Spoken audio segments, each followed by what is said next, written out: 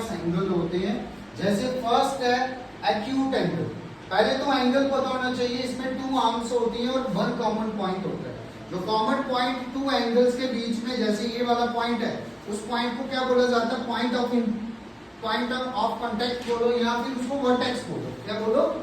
Vertex. Vertex आपको पता होना चाहिए। वर्टेक्स क्या होता है? यहाँ पे एंगल मीट होता है, एंगल बनता है यहाँ पे। उसके बाद ये इसकी आर्म्स होती है।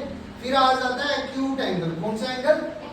एक्यूट एंगल कौन सा होता है? ये जो 90 से छोटा होता है और 0 डिग्री से बड़ा होता है। जो भी एंगल 90 से छोटे होते हैं, 0 से बड़े, जैसे 30 डिग्री, 40 डिग्री, 60, 70, वो सारे एंगल कौन से होते हैं? Acute angle. सारे एंगल कौन से होते हैं? Acute angle. दूसरा आ जाता है राइट एंगल। राइट बिल्कुल स्ट्रेट, जो 90 डिग्री का एंगल होता है, जिसका मेजर कितना होता है? 90 डिग्री। जैसे यहाँ पे ये बिल्कुल 90 और ये सिंबल होता है इसका, ठीक है? उल्टा एल की शेप में जो सिंबल है वो रिप्रेजेंट करता है 90 डिग्री। थर्ड पे आ जाता है ऑब्ट्यूज एंगल। ये कौन सा एंगल होता है? 90 से बड़ा होता है और 180 से छोटा होता है, उसको बोला जाता है ऑब्ट्यूज एंगल। ऐसे ही स्ट्रेट एंगल जो 180 डिग्री का होता है, जो स्ट्रेट लाइन होती है ना, वो स्ट्रेट एंगल बनाती है।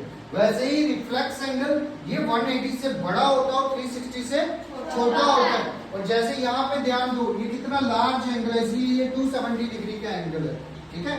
और जो कंप्लीट 360 डिग्री का एंगल होता है उसको क्या बोला जाता है? Complete angle. एक सर्कल इसका बेस्ट एग्जांपल है।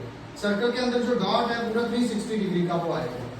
नेक्स्ट आता है कॉम्प्लीमेंट्री और सप्लीमेंट्री एंगल। ये भी बहुत ज्यादा इंपॉर्टेंट है।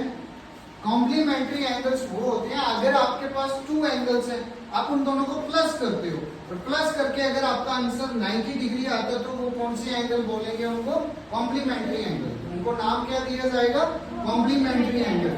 और अगर टू एंगल्स का सम आपका 180 डिग्री आता है, फिर उनका नाम हो जाएगा सप्लीमेंट्री एंगल। फिर नाम क्या हो जाएगा?